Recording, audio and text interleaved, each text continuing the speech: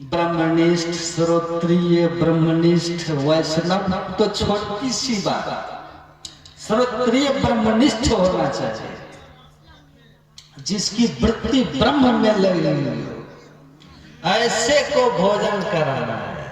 तो ऐसा को भोजन कराने से तो युधिष्ठिर के जग का घंटा बज गया था। बजा था कि नहीं बजा था?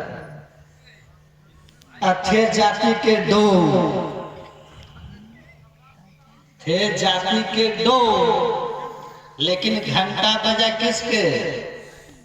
मोहे भावेला भगतिया भिलिनिया के। देश विदेश के मुनिगण आए, घंटा बजाया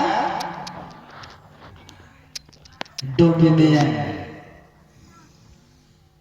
देखिए महाराज युधिष्ठिर का जग हुआ, भगवान कृष्ण ने घंटा टांग दिया, कहा कि जब यज्ञ पूरा हो जाएगा तो अपने आप घंटा बजेगा। टन, यज्ञ संपन्न हो गया, घंटा नहीं बजा। तब भगवान कृष्ण से युधिष्ठिर जी ने कहा कि यज्ञ संपन्न हो गया, घंटा नहीं बजा, इसका मतलब यज्ञ हमारा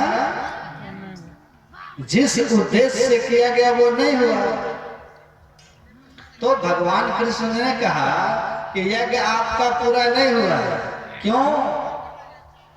कहा भक्त का भोजन नहीं हुआ, असली भक्त का भोजन नहीं हुआ। कहा काशी के एक से एक ब्राह्मण को हम खिला दिए हैं, जितने नामी ग्रामी हैं, का खिलाने से क्या होगा? असली बाकी है।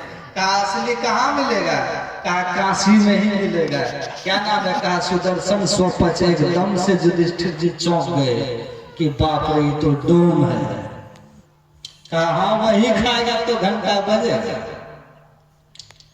और तब जाकर के उसको लाते हैं। आप जानते हैं, गए हैं बड़े विनम्रता के साथ युधिष्ठिर जी महाराज, पहले भीम गए तो कहा कि हम राजाओं का अन्न नहीं खाते क्योंकि बहुत बेईमानी शैतानी होता है। तो कहा चला गया। तो फिर युधिष्ठिर जी गए, कहा चलिए यज्ञ किए हैं, आप भोजन करके यज्ञ हमारे संपन्न करें। तो कहा कि ठीक है जाएंगे, लेकिन हम राजन खाएंगे क्या? तुम्हारा अन्न तो जो है दूषित अन्न होता है राजाओं का। तब वो युधिष्ठिर बोले, युधिष्ठिर जी महाराज कहे महाराज ठीक है मेरा अन्न दूषित है, लेकिन आप जैसे संत जब तक उस अन्न को नहीं खाएंगे तो वो पवित्र कैसे होगा? तो मेरे अन्न को पवित्र करने के लिए आप चल के भोजन करें। तो कहा कि तुम राजा हो के भी बहुत विनम्र हो, हम जरूर जाएंगे, क्योंकि साधु भूखा भाव का, धन का भूखा नहीं, और जो भूखा है भाव का सो तो साधु नहीं, जो भूखा है धन का तो भाव का भूखा साधु। तो वो चले गए, भोजन किया, 56 भोग बना था। द्रौपदी खुद बनाई थी कि आज ऐसे भक्त आ रहे हैं जिनके खाने से घंटा बजेगा। तो सबकी उत्सुकता थी, जब खाने बैठे तो सबको मिला दिया। 56 अलग अलग जो कटोरे में थे सबको खिचड़ी बना दिया, और मिला करके एक बार मुंह में लिया, जैसे मुंह में अन्न गया कि अपने आप घंटा टन से बज गया, घंटा बज गया, यज्ञ पूरा हो गया। और दूसरा कोर मुंह पर ला करके नीचे कहा कि ये क्या हो महाराज, क्यों छोड़ दिए? खाइए खाइए। स्वपच बोले पहला कोर भक्त का, दूसरा खाऊं तो डोम का। कहा कि नहीं समझे महाराज, क्या त्रुटि हो गई? कहा आप अपनी महारानी द्रौपदी से पूछ लीजिए, द्रौपदी से पूछ लीजिए। कहा क्या? द्रौपदी बोली हाँ मेरी गलती है, मैं 56 भोग बनवाई थी खुद कि भक्त आ रहे हैं खाएंगे, लेकिन ये सब को मिला दिए। एक कोर खाए दूसरा कोर खाए तो मेरे मन में आया कि 56 भोग था, अलग अलग स्वाद में लेके ये खाते तो सब मिला दिए।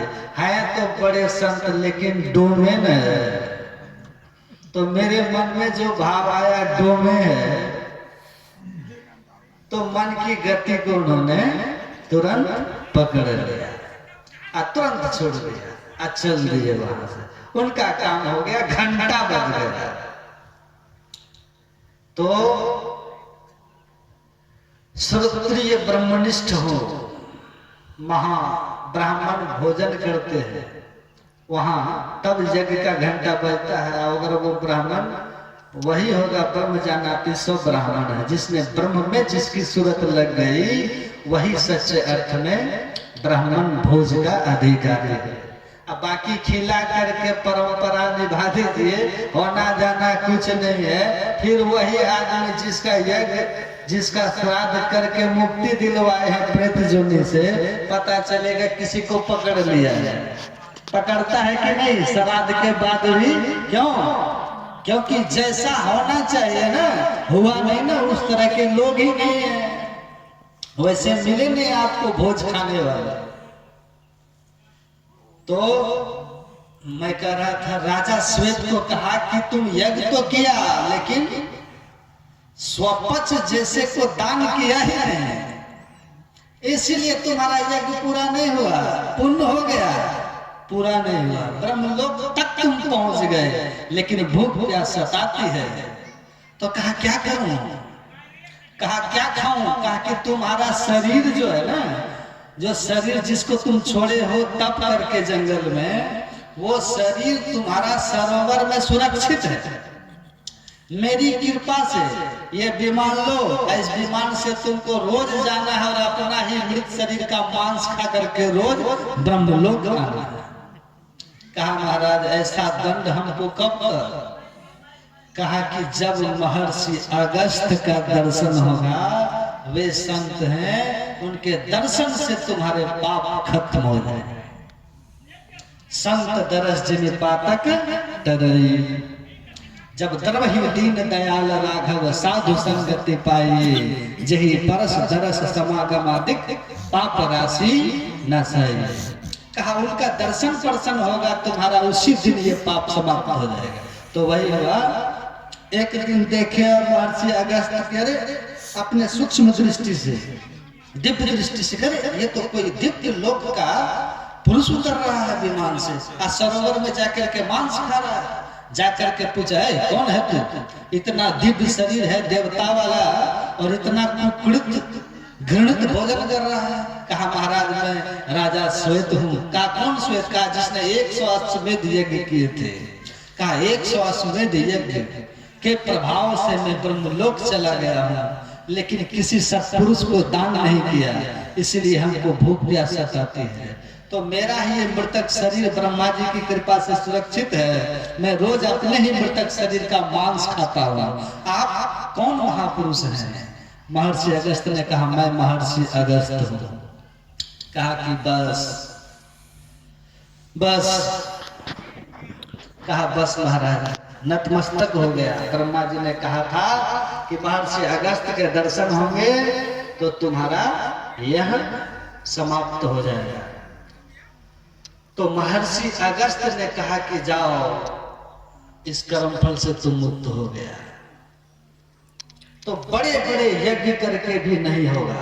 यही बात समझा रहे हैं रघुगण को, राजा रघुगण को जड़ भरत कर रहे हैं। बड़े बड़े तप करने से, यज्ञ करने से, व्रत करने से, तीर्थ स्नान करने से, ध्यान देव मूर्तियों के पूजन करने से, सूर्य को जल चढ़ाने से, हे राजन दुनिया के किसी भी बाहरी पूजा पाठ यज्ञ हवन व्रत तप से आप अपने परम कर्म के फल से बच नहीं सकते, आप मुक्ति नहीं पा सकते, जन्म मरण से छूट नहीं सकते, पाप आपका नाश नहीं हो सकता है जब तक कि आप किसी महत्पाद रजोति से कम, जब तक किसी संत सदगुरु की चरण धूलि से अपने को नहीं नहलाओगे। संत के चरण धूलि से नहाओ, तीरथ व्रत में फिरे बहुचित लाई के, जल पाषाण को पूजे मुँह पछताई के, अब वस्त्र में सूझे जाए अपने हाथ में। अरे हाँ पर तो जो कुछ मिले सो मिले संत के साथ में। इसीलिए प्रथम भगति संतन कर संगा। भगवान राम ने कहा था पहली भक्ति सत्संग है।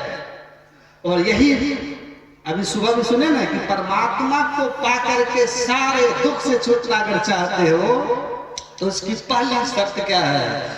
बुद्धि योग सत्संग करो। मोक्ष में जाना चाहते हो, मोक्ष मतलब दुख से छुट्टी, तो उसकी पहली शर्त है कि पहले द्वारपाल साधु से मिलो, सत्संग में जाओ, संतों को सुनो। यही मार्ग सुति साधु लखावे, अतहि मग चलत सबे सुख पावे। पाइए सुख हरि कृपा संसार आशा तज रहे, असप रहे दुख द्वैत दर्शन बात कोटि को कहे।